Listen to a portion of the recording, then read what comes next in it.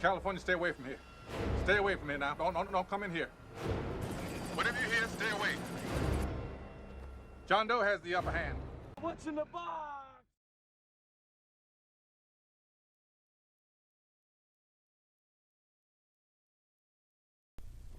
Greetings, everyone. Steve, Paracord of Kindness. How you doing today?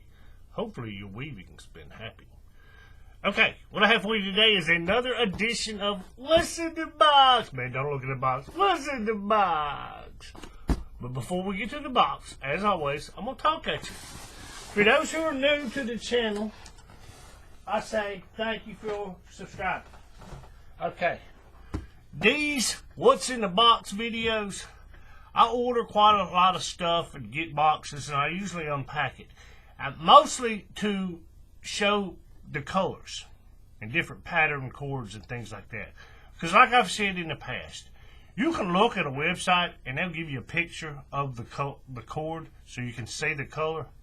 Now, to be honest, that's not always a true representation of what the cord actually looks like.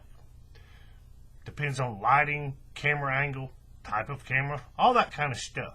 So, with all that said, when I do these, I will tell you the colors that I've got, and I'll compare it to the other colors that I already have.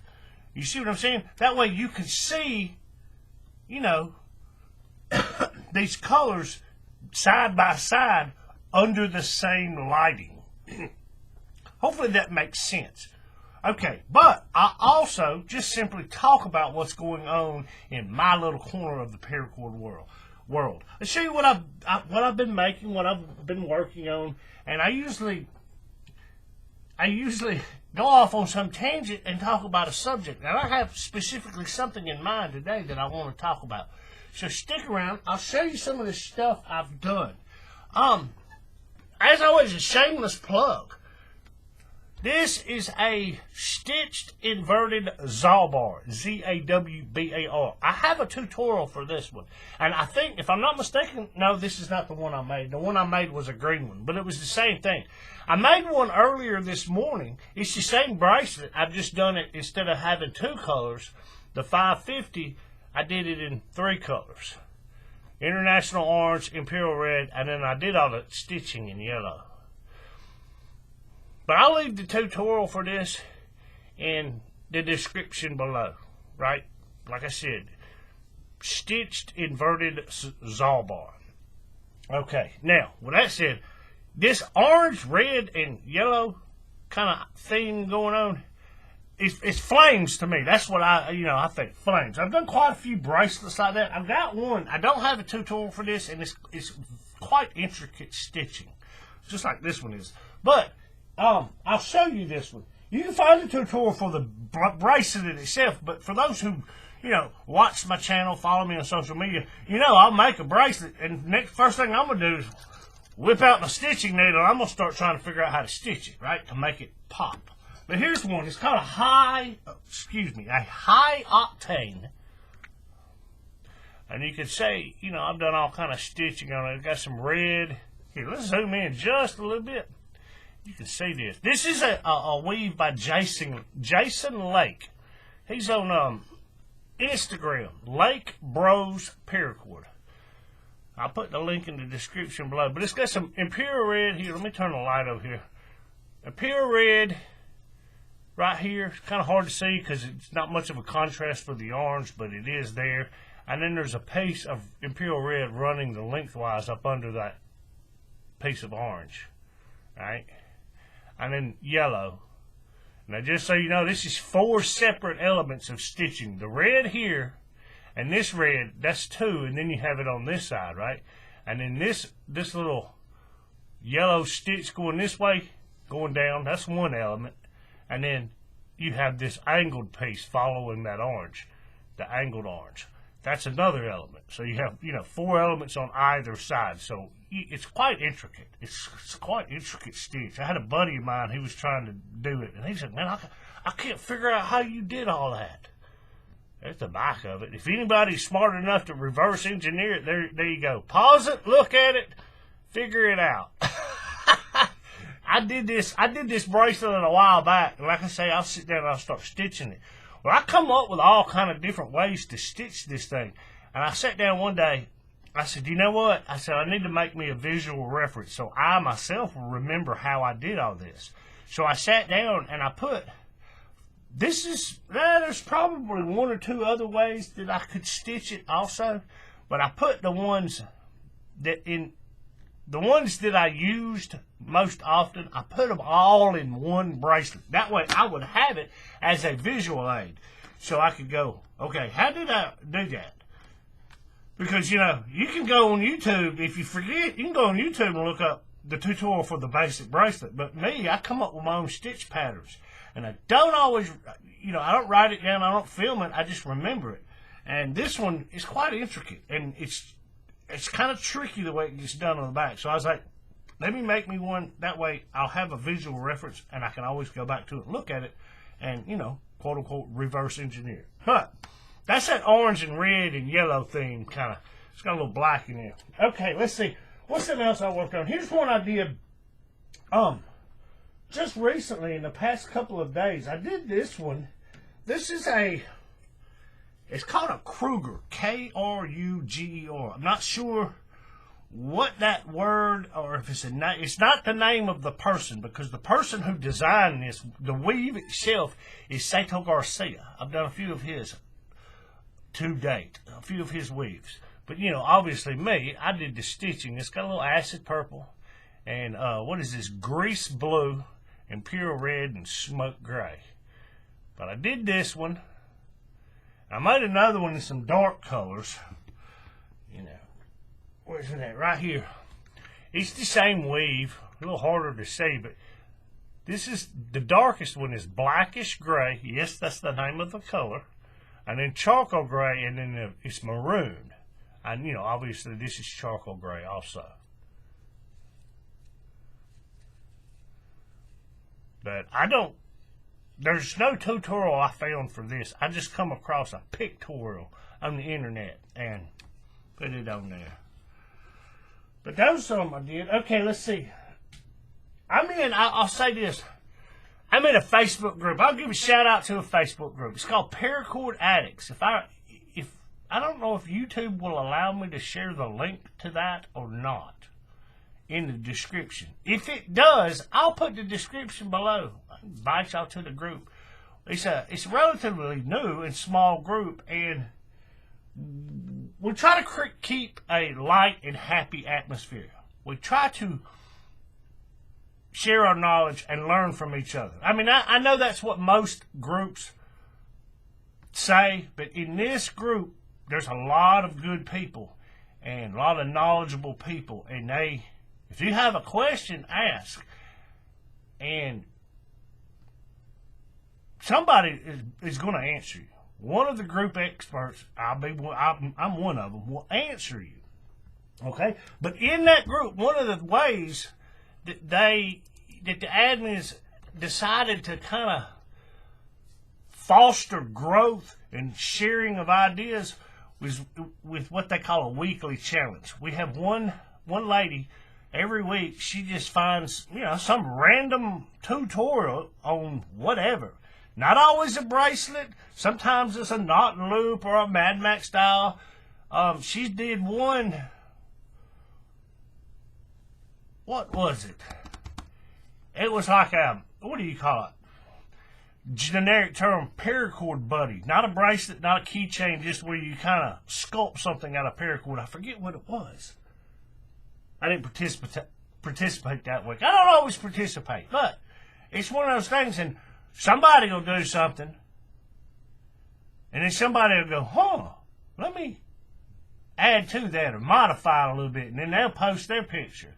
And it's like everybody in the group kind of feeds off of each other, right? And me, I always try to stitch it, right? So one of the ones they did was, what is it, Alpha 1982. He got a tutorial for it. I had no idea.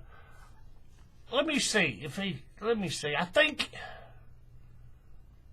what did I do with it? Let me see if I can find.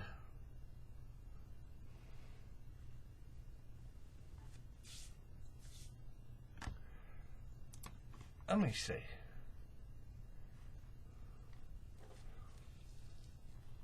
I can't remember.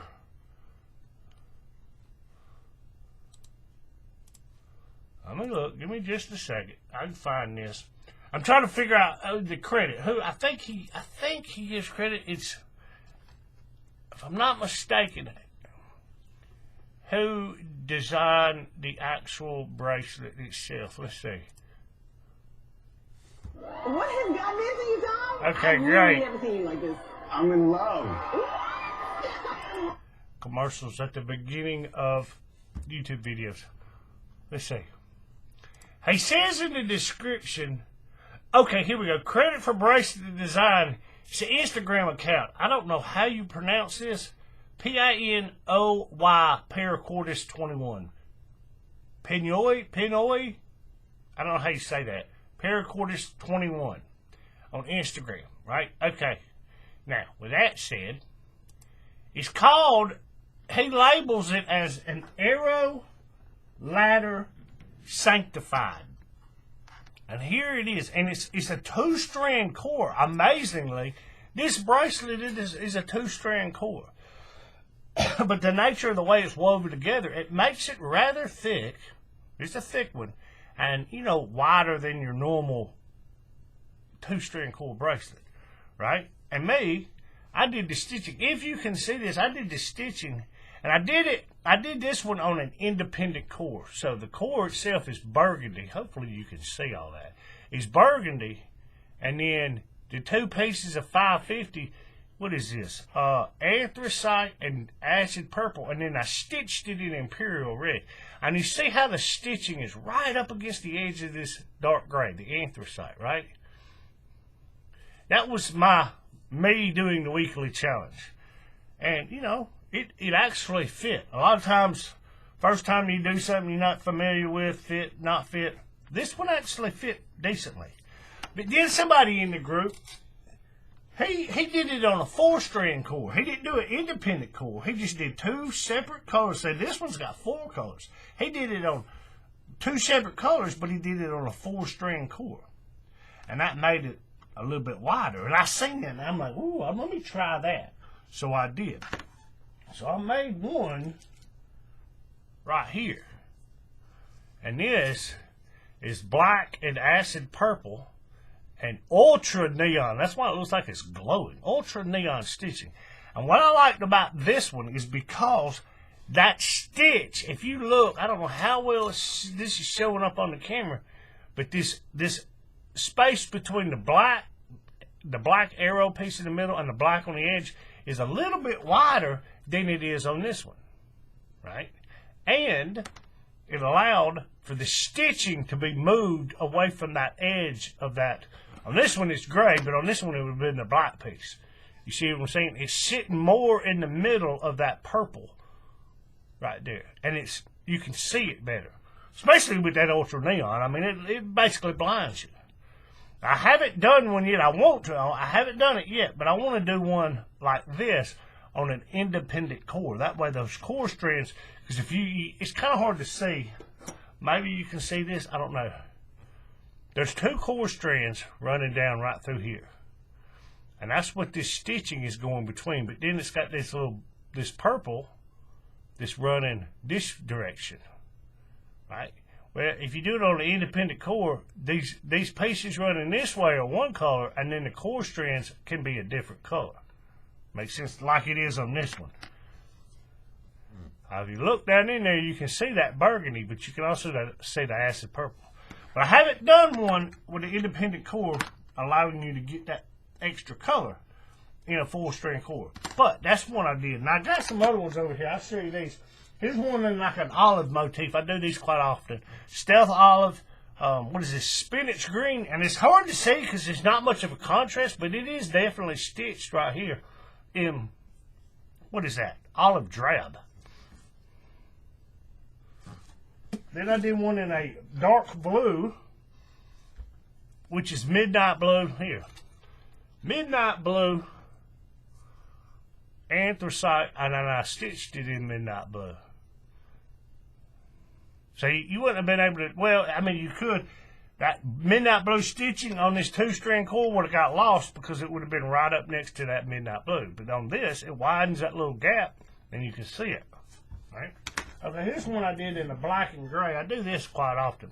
This is black, anthracite, and charcoal gray. And here's one. This one right here looks really good. Midnight blue, smoke gray, and gold. Hey, somebody commented on it. He said, that's a Naval Academy theme going on there. Yeah, I guess so. That's going to have that naval type colors to it. And I put it on a brass buckle. A lot of times when I do these colors and that stitching in gold, I put it on these brass buckles to kind of bring out that gold. Okay, that's that. Let's do. Here's the one I did. Now this one right here, I was inspired. I've seen this one done by, who is it? Surf City Paracord on Instagram. I saw this and I tried it. And I'm going to go ahead and tell you, mine is nowhere near as good as his. Everything looks great except for the centerpiece of it. It's kind of messed up. And let me just show it to you. And, you know, you'll see. Got any Pink Floyd fans out there? Pink Floyd, Dark Side of the Moon. For those who are unfamiliar, it's a beam of light going into a prism that's being separated into all the colors. Roy G. Biv. Red, orange, yellow, green, blue, indigo, and violet. Actually, this one leaves out one of them. But I checked it. That's what it looks like. That's how the one I got the inspiration from. But my triangle, my prism is lacking. I'll be honest with you. It's not perfect. It's the first time I ever tried this. I'm like, how? I looked at his, and the way it looks like he did it is he made the triangle, and then he sewed it with like regular, I guess, like, I don't think he used the guts of 550 cord, you know, the guts of paracord. I think he used just regular sewing thread, like cotton sewing thread, and he sewed it on there. And I sat there and I said, you know what, I'm going to just try to stitch it. Well, I tried to stitch it, man, that's not the easiest thing to do, to try to get it to look, you know, like an equilateral triangle. Yeah, it's not the easiest thing. So I struggled with that. I'm going to perfect that, and I'll most likely do another one. But that, and this is glow in the dark. I would turn off the lights, but it's not the easiest thing to turn all the lights off in my shop. But yeah, that's what I did. Okay, now, with all that said, that's all the stuff I've been working on. Okay, let me back out here for a second. Okay, that's all that. Like I say,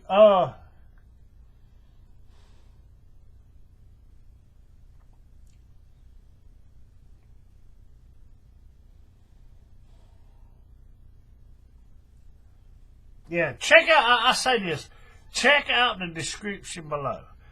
I'll go through, you know, I'll go back through and I'll listen to this video, and everything that I've mentioned, for the most part, if I've mentioned some Instagram account or, you know, some bracelet or somebody's got a tutorial, even if it's not me, I will most likely put the link in the description below. You know, that's something I try to stay on top of, because I've seen a lot of videos, not faulting anyone, but they'll mention something and they'll say, yeah, I'll put the description or the link in the description below, and you go down there and look, and it's not there. And I get it. They say that while they're filming the video, but then they forget to do it at the end when they upload it or whatever. I try not to do that. I try to put all these links. So check it out below. You know, a lot of the links going to be the playlists I've got on my channel, but I'll put links to all kind of stuff. Like I said, if I can remember, and if YouTube will allow me, I'll put the link to the Facebook paracord group that I'm talking about. It's called Paracord Addicts. You can look that one up. Okay, now with all that said, this is what I'm gonna talk about this week. I talked about this before, and you know, some other videos here and there. I never actually made a dedicated video to this subject, which I probably should do, because I see this come up a lot. Oftentimes, you know, you have people new in the community that don't know anything. They have They have no experience, and they're overwhelmed with all the stuff they see and all the different, you go to some Paracord supply place, online site, and there's so much stuff. People, they get lost in it all, and it's hard for them to sort it out. And they've got a lot of questions, but the thing is, how do I say this? They don't even know enough to be able to ask a question about what they don't know about.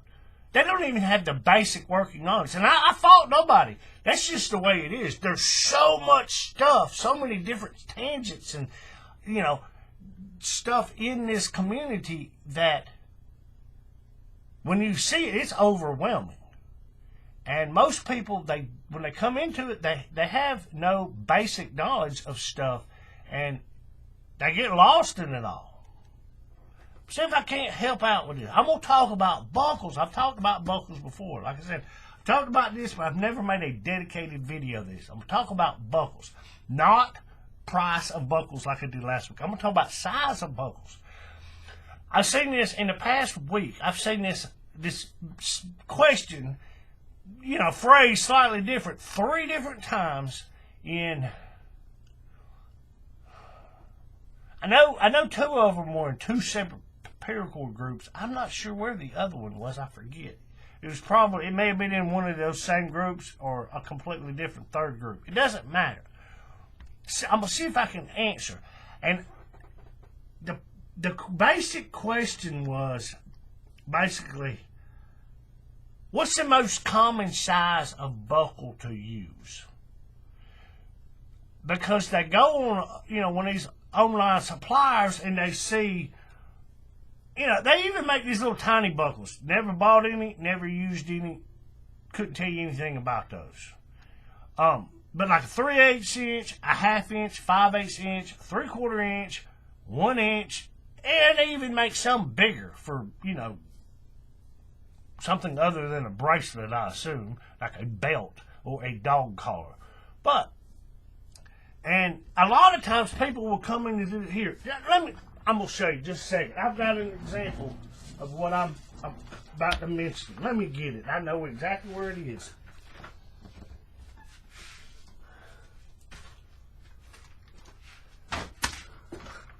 Right here. I have never opened this. I've had no desire to open this. But I'll just say this. I bought one of these jigs, and you're going to see my jig in a second. I've made mine. It's not pretty, but it works. But I bought one of these jigs that you can buy off of, one of these places, Amazon and some of the other whatever, right? But a lot of times you'll get it, and it'll come with like your little basic set, a couple of strands of 550 and some buckles. A lot of time the buckles that come with these things, they give them to you in all these different colors. There's a white one, there's like a gray one, kind of a, fuchsia, I guess, pink, and then, what is that supposed to be, like a navy blue? You see what I'm saying? But these are 3/8 inch buckles, right? And that's the first experience they have with cord and or buckles. And they see those, and they don't realize there's other sizes out there, or they just start using these. And they never explore the other options. Whether they know about the other sizes or not, they don't ever know. Okay? But then, you have some people's mind, they're curious, and they go, well, that's a 3/8 inch. Well, I see some people doing it on this size buckle. Because a lot of times I have people ask me, what size buckle is that? It depends on what bracelet I put it on. But they want to know, what's the most common size? Because, to be honest with you, here's a 3/8 inch buckle. I'm going to zoom in so you can see this. Hopefully, just follow along, and we're going to learn about buckles. That's a 3/8 inch contoured buckle, or curved buckle, right? Okay. I'm an average size man. Give or take 200 pounds, give or take. I'm about 5'10", 5 foot 10 inches tall. Not a very large man, but I'm not a very small guy either. But these 3/8 inch buckles, even for my wife, who is a lot smaller than I am, she's about, what is she, about 5'2"? Is that about right? That's about right. She's about 5'2".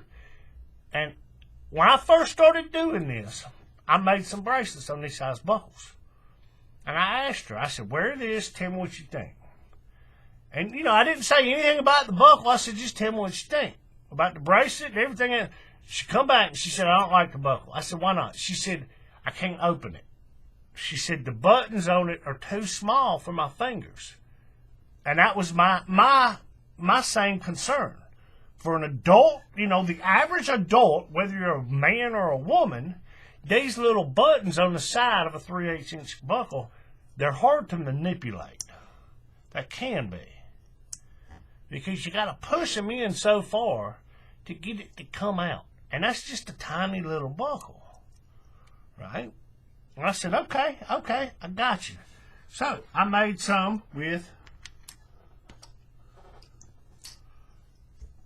a 1/2 inch, which is slightly bigger. And these are ones you see a lot of times these websites, they'll sell these 1/2 inches and they'll have them in all kind of different colors and stuff. But it's the same style buckle. It's a 1/2 inch contoured, curved buckle. And it's kind of the same way. You know, it's a little bit bigger. You can manipulate it, operate it a little bit easier. Right? Okay. Lay these out here.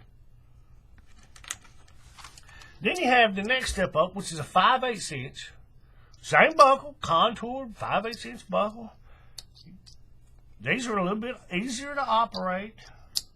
I say that as I get it stuck. And then you got a 3/4 inch contoured buckle. Same thing. Right? Okay. Now, with all that said, first off here, let me back out so you can see what I'm about to tell you. Okay. First thing you need to know about buckles is this. When I give you a size 3/8, 1/2 inch, 5/8, and 3/4, what that size is, it has nothing to do with that buckle. The width of the buckle or the length of the buckle. You see what I'm saying? What it has to do with is that slot right there. That's what it's measuring. It's measuring the distance of this slot from one side to the other. Now, if you see them on Amazon or whatever, you might see it in millimeters. Right? Just convert it. But that's what it's measuring. It's not measuring the width of the buckle from this way. It's not measuring the length of the buckle. It's measuring the inside of that slot. Right? Now, obviously, the bigger the slot, the bigger the buckle. You know, it's directly proportionate. But that number is not actually measuring this part. When I first got into this, I was like, what is the number measuring? And I sit there and looked, and I did some internet. You can find some like pictures on the internet. Google search for Paracord buckle size comparison chart type thing. And they'll show you these different buckles, and then they'll tell you how many pieces of cord you can fit through one. That's where I'm going with all this.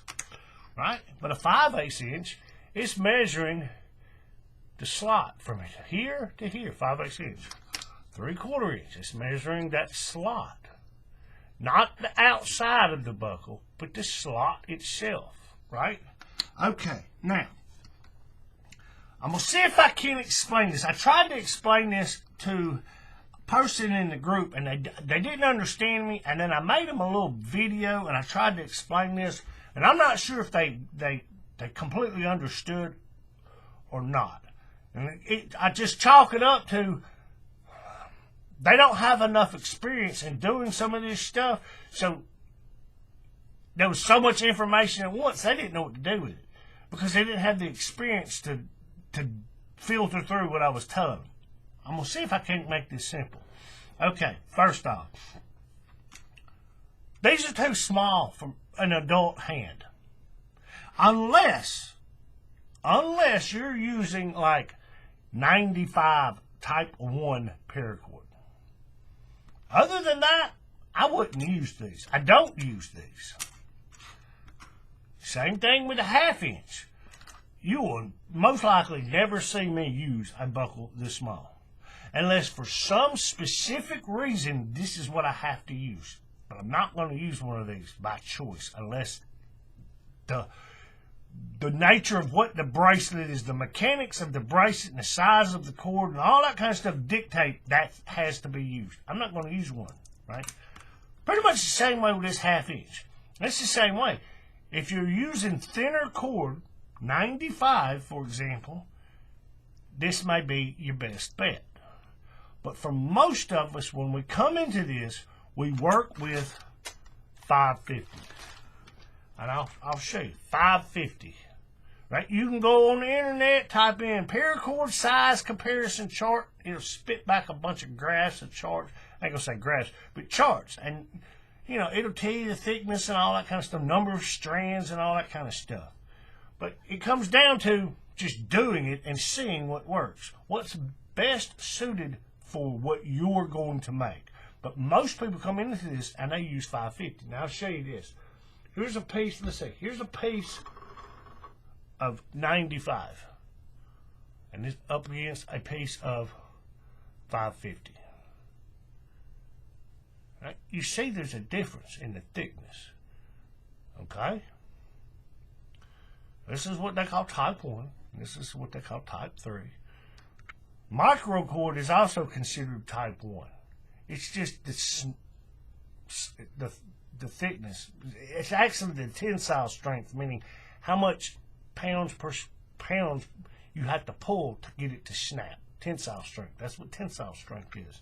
Paracord 550, 550 pounds tensile strength, meaning me pulling, I had to put 550 pounds of pressure on it to snap that cord. That's why in a parachute, you got a whole bunch of these cords, right? So, you know, it's not going to break. But, okay, with all that said, most people come into this and they use 550. Okay. Now, I'll tell you what I do. You can take this information, you can take it or leave it, but I'm going to just give it to you. What I do, like I said, I don't use the 3/8, 1/2 inch, don't use them because they're too small. And I'm going to show you something. See if I can explain this. I try to tell this to people, and they didn't. The person I was explaining to in the group, I don't think they quite understood this. Okay. I'm going to show you these bracelets right here. Okay. These are not the same bracelets. I think that's what threw the person off. I'm going to refer to him as a him. I can't remember if it was a male or a woman. I'm going to just say him. Okay? But it threw him off because when I showed him as a visual aid, I had two different styles of bracelets. But it doesn't matter. That doesn't matter. This is a basic Cobra bar, Solomon bar, Cobra weave, Solomon weave. Right? That's what this is. This is a Solomon dragon. Yes, they're two different bracelets, woven two different ways. But at its core, no pun intended, they are both two-strand cores. So the bracelet itself doesn't matter for the purpose of what I'm trying to show you. Okay? A stitched Solomon dragon, still a two-strand core. Right? Okay. This is what I was trying to show to the gentleman. This, let me make sure. Yes. This right here is a 1/2 inch buckle. 1/2 inch buckle, right? We see that. This is a 5/8 inch buckle. You see how it won't go in there, right? Obviously, it's two different size buckles. Okay, I want to clarify that. This is a 1/2 inch buckle. And you notice how many strands of 550 are going through that slot. There's two. And you will often see tutorials done this way, and you will see people's work done this way. Okay? My personal preference is that does not look good. Why?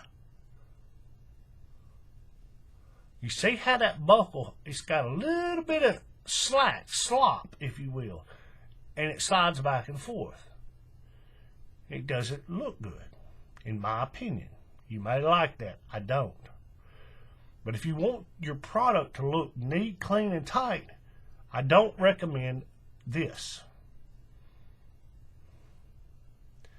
I told the gentleman, I said, you need to learn to set up your core strands so that you have 4 pieces of 550 going through the slot instead of 2. Now here's the catch. You cannot fit 4 pieces of 550 paracord through a slot in a 1/2-inch buckle. There's not enough room. Now you could probably get them through there, but they're gonna be all overlapped and crunched together, and that's not gonna look neat either, right? So how do you prevent that? What I do is I use a 5/8-inch buckle.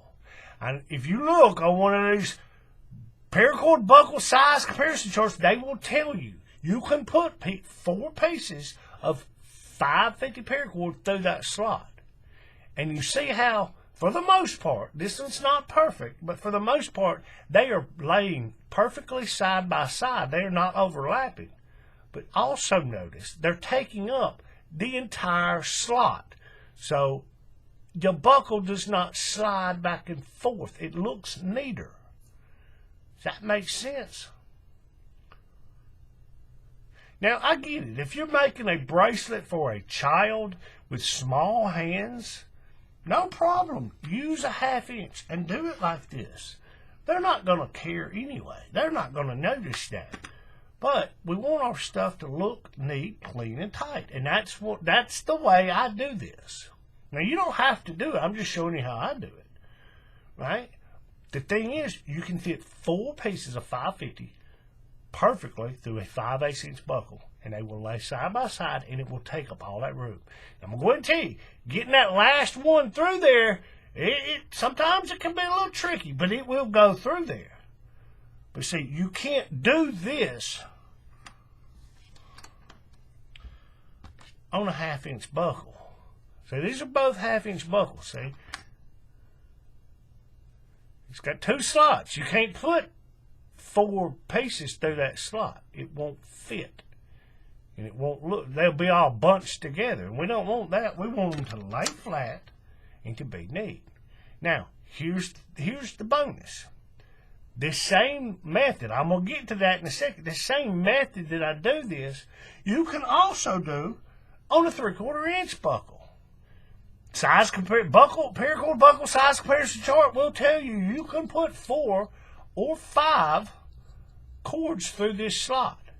Now, if you put 4 through there, it's a lot easier to get them through this than it is this. Now, I'm not saying it's impossible. It's just that last one, you kind of got to work it. But it'll go through there, no problem. On this, you got a little bit more room, and they go through there a lot easier. And when they lay down flat, and they kind of, once you put some pressure on it, it flattens them all out, and they take up the room. Does that make sense? That's why you always see me use a 5/8-inch or 3/4-inch buckle. And the reason I choose one or the other is determined by the width of the bracelet. I'm not going to put this big wide buckle on this little narrow bracelet. It just looks it's an oversized buckle for this width of this bracelet. It's disproportionate. Makes sense? Now, I see people do that all the time. I've seen people use inch and a half buckles on a Cobra bracelet. Big old huge wide buckle, this wide, putting it on one of these. If there's a specific reason to do that, go right ahead. But it doesn't look right. It's not aesthetically pleasing to the eye. That's my opinion, though. Like I said, that's my opinion. But I'll use, most often I'll use a 5/8 inch. Right? Now, if I make one of these bracelets and it's a little wider, like that one, that's a 5/8 inch, or 15 millimeter, 16 millimeter, whatever, depending. But it's 5/8 inch equivalent, right? See, the bracelet's a little bit wider. I tend to want the bracelet to be wider, as wide or wider than the buckle. I never want the buckle to be wider than the bracelet, right? But when I stepped up from the 2-strand cord bracelet, it has nothing to do with the number of strands, it has to do with the width. But this one is a 2-strand. But when I stepped up to the 4-strand cord version of this bracelet, I put it on a 20 millimeter or a 3/4 inch buckle. See how them pieces are in there, and it doesn't slide back and forth. Yeah, there's a gap in it right there. That's just the nature of the way this bracelet's woven together, though. It separates those cord strands out. But you see how it's not that the width of the buckle is the same width as the bracelet. No, it's just this is a wider bracelet. Therefore, I put it on a wider buckle, so it looks more proportionate. It doesn't have to be, I'm not going for the exact same width, because sometimes that's not going to happen. But I wouldn't put this big wide bracelet. I mean, it might look okay on this buckle or on this bracelet. This wider buckle on this bracelet, it wouldn't be that bad. But I wouldn't want to put this wide bracelet or this wide buckle on this little narrow bracelet. You see how it's so wide? It's oversized, right? So, with all that said, my point is this. I told the gentleman, I said, learn to set up your core strands, whether it be a 2-strand core, 4-strand core, 6-strand core, 8-strand core, whatever. Learn to set them up so that you have 4 cords, 550, going through the slot. And that, it becomes kind of a universal. You can use a 5/8 inch buckle. And that becomes like the catch-all universal paracord buckle. Because it, like I said, that's a 5/8 inch buckle on a basic Solomon. That's a very narrow bracelet. Right? It's not too, you see what I'm saying? It's not too, the width of it is not real bad. It's not real wide compared to, you know what I'm saying? Now, if you're going to do something that's real thin and it's only got one cord going through it, yeah, you might want to put it on something smaller. You might want to use something other than a buckle. But for the most part, 5/8 inch will work. Okay. And like I said, it threw the gentleman off when I showed him the picture of 2 bracelets. Because he didn't realize it's not the bracelet that I'm talking about. It's the core strands. There's 2 strand. This is a 2-strand core bracelet, just like this is a 2-strand core bracelet. But I think also what confused him is he didn't realize you can set up a 2-strand core set up a 2-strand core bracelet and have 4 cords going through the slot, as opposed to 2. I don't think he realized that can be done, but it can. And we all know this. A 2-strand core with a double cow hitch. I have a dedicated tutorial for that. You can find it. Just type in 2-strand core, double cow hitch. YouTube's going to spit back 1,000 videos showing you how to do this. Learn it. That way, you can do a 2-strand core bracelet and you will have 4 strands going through that slot in that buckle, and you can use a 5/8 inch buckle, and this does not happen. It does not look neat, clean, and it's definitely not tight. But you can do that. Does that make sense? And I like I said, the gentleman that was asking, I don't think he had enough basic working knowledge to understand what I was trying to say. That's why I'm trying to break it down here. Hence, I have 1/2 inch buckles, just in case something comes up. I might need one. Don't have very many of these because I just don't use these. I don't like them. I normally use, from those who follow me, you know, I use these metal ones. I did this one on an orange one so it would match. Right, that's why I did that one. But most of the time I use these metal buckles, quote unquote tactical buckles. Watch the last what's in the box, and I talk about all them tactical buckles. But that's that, okay? That's why I say, learn how to set up a 2-strand core on a double cow hitch. And what that does is it causes 4 pieces of 550 to go through both ends of the buckle. You see what I'm saying? And it doesn't, it takes up every bit of that room, and it won't slide back and forth. And it just looks neater and cleaner. Right? Now, I'm going to go ahead and tell you, the untrained eye, they'll never notice it, never see it. Probably never think about it until they start wearing it, and then they'll go, huh. But they may not know. The person who doesn't do this is not necessarily going to, they're not going to think, well, I could have did that different, because they don't know. Like the guy in the thing, he probably didn't know that this could be done this way. That's why I was trying to get him, I was trying to explain to him why I do it this way. Not just, like I say, not just over here under there pull tight, but over here under there pull it this tight in this direction. I'm not going to just give you the mechanics. I'm going to tell you why I do it so it makes sense to you. Like I say, take it, leave it, whatever.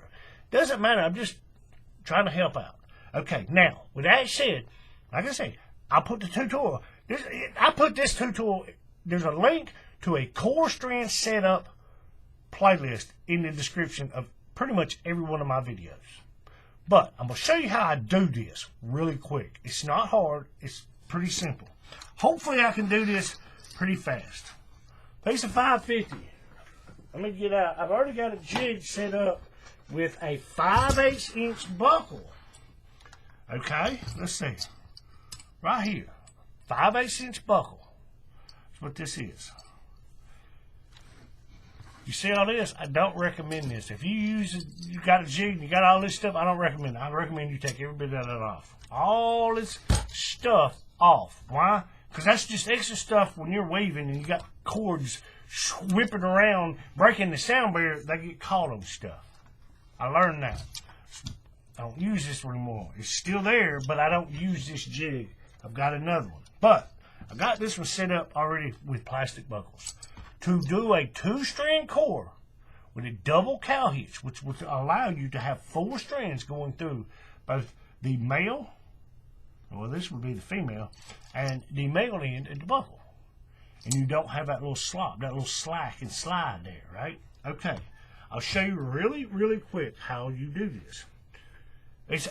It's a little, this is one that people struggle with because this one is a little bit different than setting it up. Most people, when they go to set up, I know me, you do this. You find, that's the halfway point, right?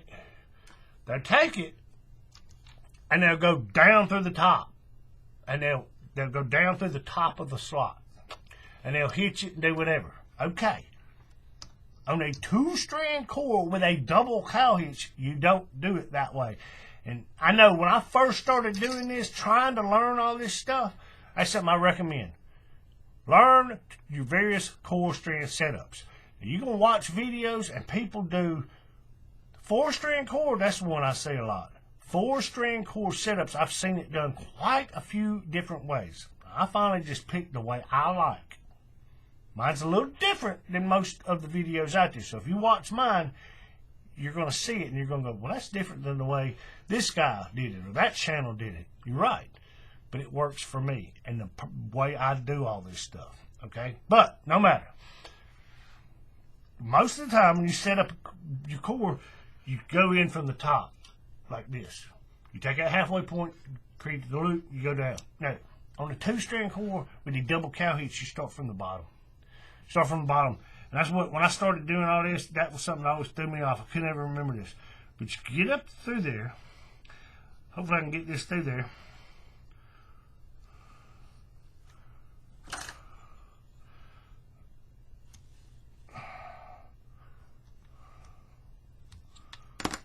See what I'm saying? You come up through it like that. From underneath and go through the slot. Okay, now. We take the 2 strands and we come through this loop that we created.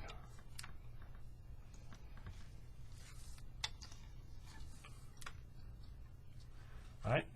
And basically what I've done is I've just cow hitched it on there. But I've done the cow hitch backwards. Now, if you look here, you see you got the 2 pieces going through the cord, through the slot, and then you have the piece going around the outside of it. It's on the top. Here, it's going around the back side. It's going on the bottom. Okay? There's a reason I'm doing this. I'm just showing you the difference, right? Okay, but two strands going through that 5/8" buckle. It's got a slot. Now, what you do, this is where you get your double cow hitch. What this actually is half of the 2 cow hitches, because you're going to put a cow hitch on one side and a cow hitch on the other. And this is half of each of those hitches. So, you got 1 cord on the left, 1 cord on the right. Take your right cord, and you come around, and you come from underneath, and you go up through that slot.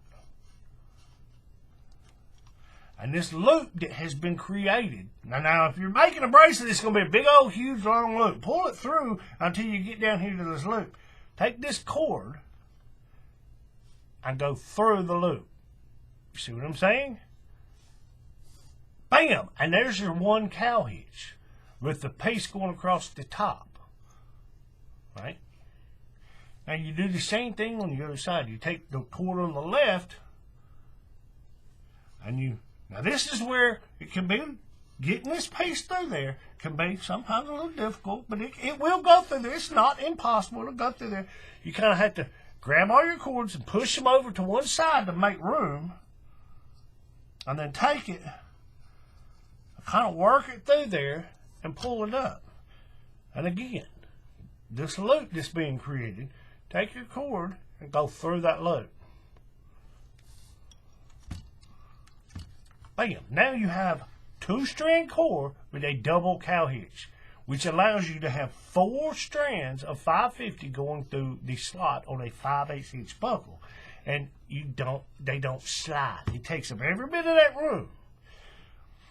And as you do it, you'll get to the point where these pieces, I'll zoom in so you can see this, what I'm talking about. This just comes with experience and learning to tighten this thing up. But if you look at this, you see how, okay, you got 1, 2, 3, 4 cords, right? 1, 2, that second cord, you see how it's kind of, it doesn't look like it's mashed down. It's, the cords aren't all even. Those 2 in the middle are a little sticking up a little bit more than the 2 on the edge. And that second one is sticking up even more so, right? It's not that big of a deal, but we try to fix that.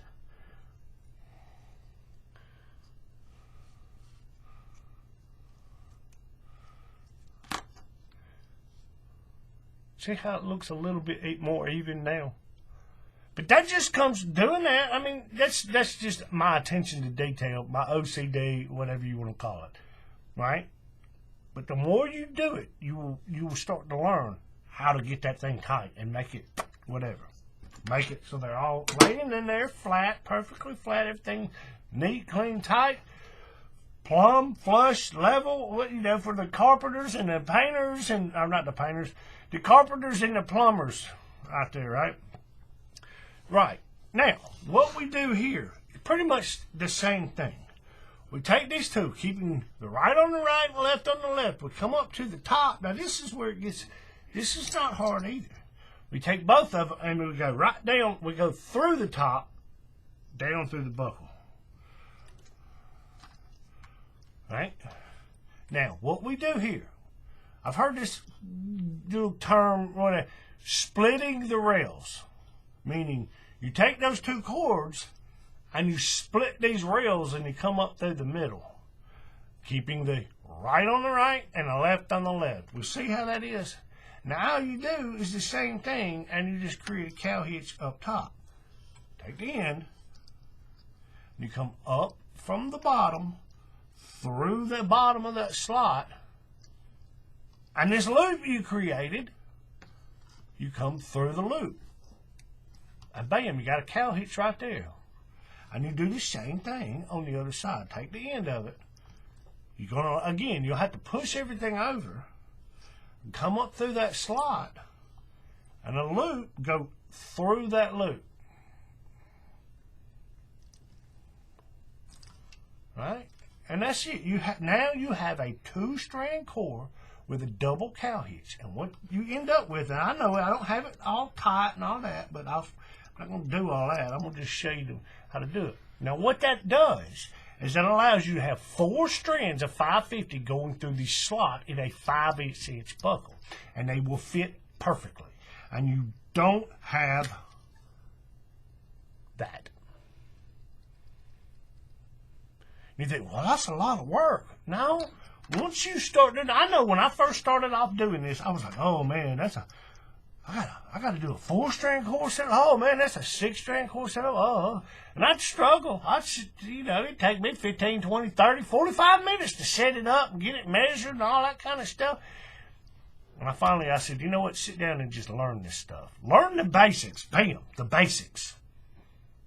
2-strand core, double cow hitch, 4-strand core, 6-strand core. Just learn them. Learn them. That way, you're not struggling with doing this, and you can get to doing what you actually want to do. Making bracelets. But you got to start somewhere. You got to learn the basics. Now, I'm not saying, if you want to, sit down and do core setup drills. 2-strand core, you do it, okay, you unweave it. 6-strand core, you do it, and you unweave it. And you just keep doing it till you get them. Or you just struggle with it every time. When you go to make some bracelet, it's a 4-strand core setup with an offset working in and an offset accent cord. You're like, what is he talking about? Exactly. All this stuff, you do it and do it and do it. The more you do it, I'm going to back out. I heard somebody ask me this. This will fall into this. I had somebody the other day ask me, he said, how long have you been doing this? I mentioned this in the last What's in the Box video, I think. But he said, how long have you been doing this? And I told him, I said, well, and when people ask me that, what they expect is 5 years, 10 years. I've been doing this for 20 years. Because to them, I seem like I know a whole lot. And I'll be honest, I don't know that much. But I know bracelets with buckles. Don't work with shackles very much. Knot and lube, Prusik knots, Mad Max closures. I can do all that stuff, but I don't work with them very much. So, I kind of... But my sole focus is on making a bracelet custom fit to a person's specific wrist size and putting it on a buckle. Right? But they see my stuff and they hear me talk about it and they go, oh my gosh, he's full of knowledge, and they're like, how long have you been doing this? They expect me to say 5 years, 10 years, 20 years. And this is what I tell them. It's what I told the gentleman. I said, it's not how long I've been doing it. It's how many hours a day I do it. Like I say, I don't mean this to offend you. Excuse me. I don't mean this to offend anybody. That's not what I'm saying. But some people, they only do this on the weekend. Now, I get it. Life, bills, children, family, mortgage, car payment, house payment, job. I get it. But I'm in a fortunate situation where I can spend most of my time doing this in one day. Like I said in the last video, I put in 21 hours one day. It was mostly paracord stuff. Making videos, making bracelets, editing video. It was paracord stuff, right? But it's not how long I've been doing it. I've been doing this, give or take, a little bit more than 5 years. But it's how often and how much I do it. I don't do it 1 or 2 days on the weekend for 3 or 4 hours each time. No. I do this 40, 50 hours a week. You know what I'm saying? Like most people get up, go to a job, and what. This is what I get up and do during the day. You know, other than the chores I have around the house, you know, things like that. I have chores around the house that I have to do. You know, we cut grass and this and that and the honey-do list. You know what I'm saying? Yeah, I got to do all that. But when I'm not doing that, I'm doing stuff like this. But I don't just mindlessly do stuff. I think about what I'm doing. Hence why I try to share that with you. My tips, tricks, insights, my wisdom that I have learned from my stupid mistakes. That's why my videos are longer. Right? But I sit and think about this. I don't just do, you know, the tutorials do it this way and you follow exactly what the tutorial does. Not always. Sometimes the way they set up the core strands and begin a bracelet, yeah, I don't like it. And I come up with my own way. Sometimes I take a bracelet and I modify it slightly in whatever. Like this one. I did this modify on and all that stitching, yeah, that's all me. But whatever. Does that make sense? But that's my point. You can do a 2-strand core on a double cow hitch, which allows for 4 strands to go through the slot of a 5/8 inch buckle. I know that's a lot of information, a lot of little detailed facts in one sentence. And I think that's what threw the guy off because he didn't understand what I was trying to tell him. So I tried to make a video to show him.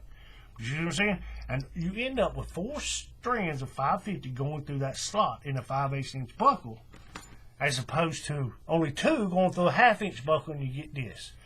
You don't have that down here. It doesn't slide back and forth. It looks neater and cleaner. Makes sense? Okay, now with all that said, I'm going to shut up. I've been talking for over an hour. But I've seen that come up so many times. Like I said, the last week, what's like the generic, you know, universal, most common size buckle to use? 5/8 inch. Learn how to set up your cord string so that four cords of 550 go through the slot of the 5/8 inch buckle. That's all there is to it. That's my suggestion. Like I say, take it, leave it. That's my opinion. Right, wrong, that's the way I do it. Okay, now, let's get to this box. Let me get over here. Let me open the box up. I don't have that much in here, but I do have some. I got some new colors and some refills and some buckles. I don't have a lot like I did last week where I had all kind of stuff. Yeah, I don't have a bunch of stuff like that this week.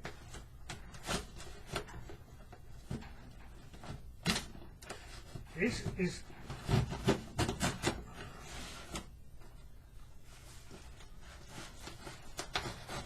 Okay. Hopefully everything's in here. Ooh. Okay. I didn't mean to back out that far. Got a little flyer. They always put in a flyer. They've got some sort of code or contest going on.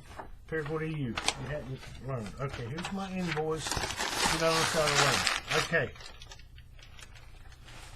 Yeah, looks like everything's in there. Let's see, what have I got here?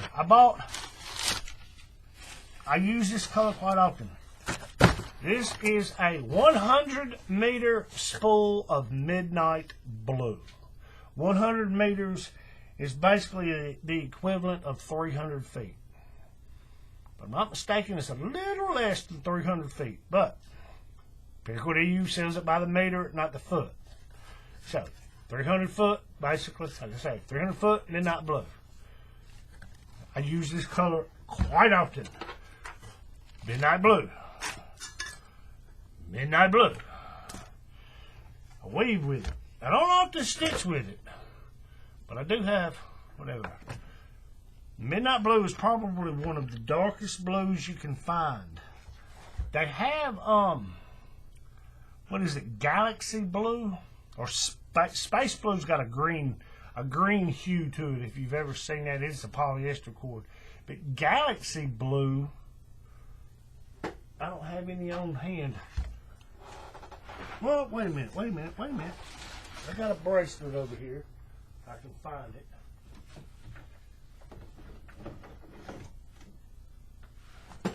Yeah, Galaxy blue, that's the blue in this. And it's nylon. compared to that midnight blue. It's not quite as dark. It's a couple of shades lighter. Right? Just so you can see. Like I say, I do this so you can see this blue against this blue next to each other in the same lighting. But it's a little bit lighter and than the midnight blue. Right? Okay, that's that. And this is a 300-foot spool of black. If you go on the Paracord EU site, this is black. This is not carbon black. This is black. Right? That's all it is. It's just black. Okay, now those are just simply refills. Now this is a new color. See if I can show you this. Let's see. Where's that bracelet that I had right here? Okay, this right here is burnt orange. Right, and I've been trying to find this. It's a polyester cord. Right.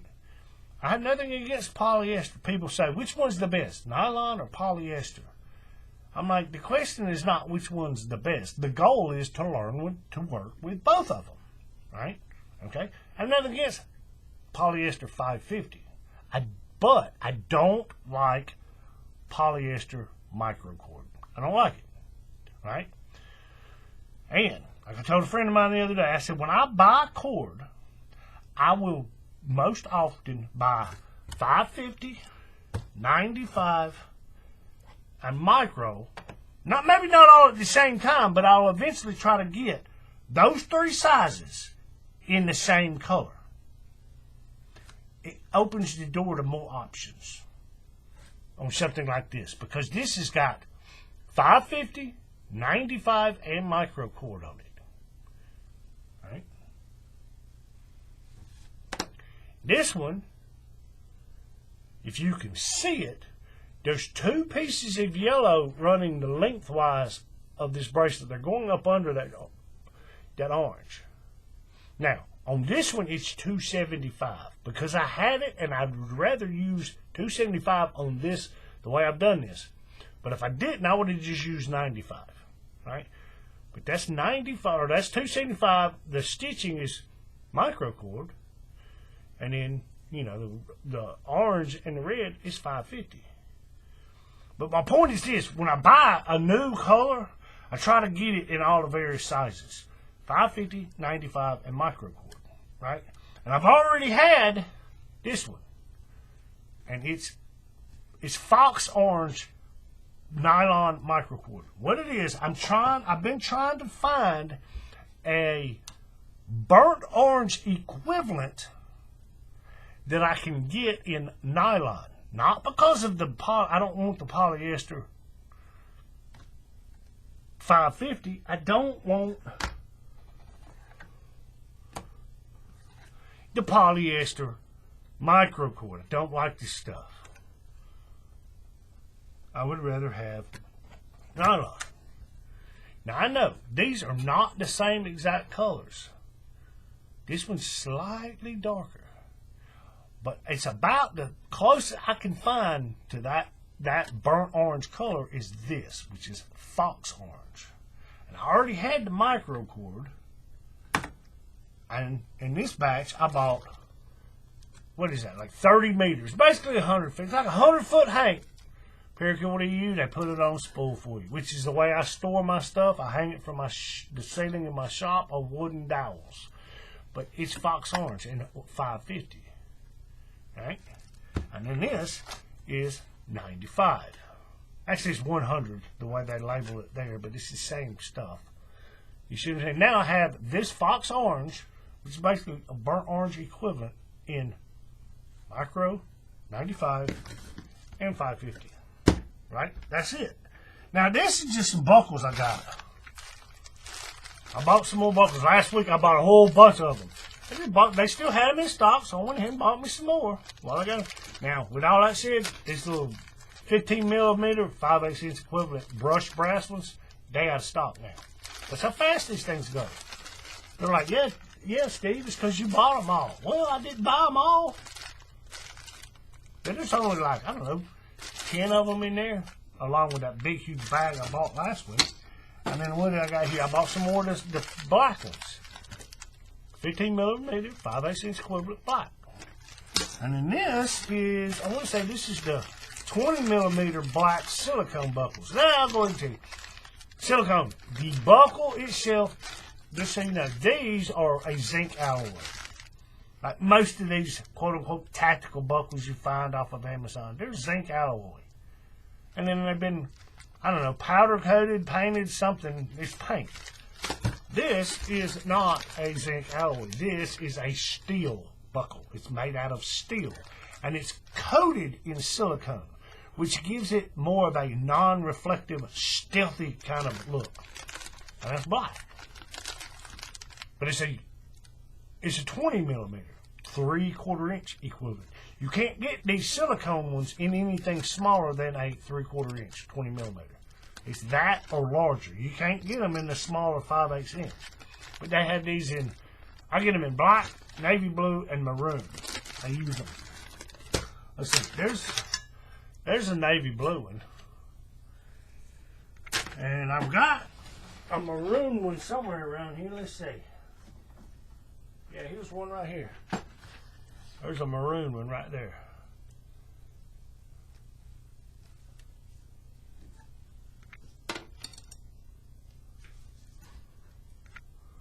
Here, let me see if I can show you this. Let's see. I'll show you what I'm talking about. This is a regular one with, you know, zinc alloy with the paint coating. This is the silicone. You see how this one has a glare on it, and this one's like more non-reflective? That's what I'm talking about. A little bit more stealthy, more tactical, whatever. That's why I get them. But there we go. That's what I got this week. I mean, I know I talked a lot about some buckles, but I seen that come up. That question comes up over and over and over again about what's the, you know, basic buckle size I should get.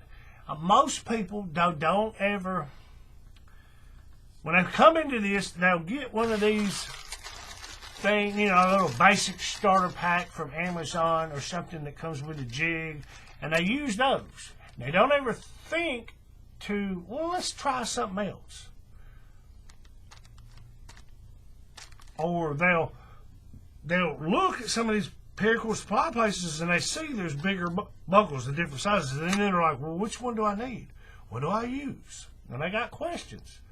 And that's why I tell people, the way I do it, I don't use 3/8 inch unless I just necessarily have to. Don't use them. In fact, I've only got about 3, 4, 5 in my inventory. Now the 1/2 inch black ones, I've got, I don't know, 20 or 30 of them sitting over there, but I don't use them either unless something specific comes up. I most often use a 5/8 inch buckle. That's the most common size I use, 5/8 inch. Whether it's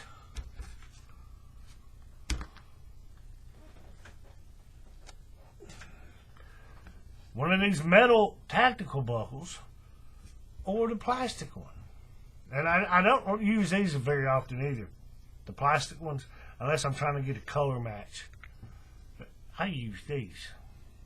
They cost a little bit more. Don't get me wrong, they cost a little bit more, but they look a little bit better. They don't look, quote unquote, like a cheap plastic buckle, right? But 5/8 inch or 15 millimeter, that's the one I use most often. But the 20 millimeters too, come on. But just remember, 2-strand core on a double cow hitch will allow you to have 4 strands of 550 going through a 5/8 inch buckle perfectly, and it doesn't slide. Also a 3/4 inch buckle. There might be a little extra room in there, but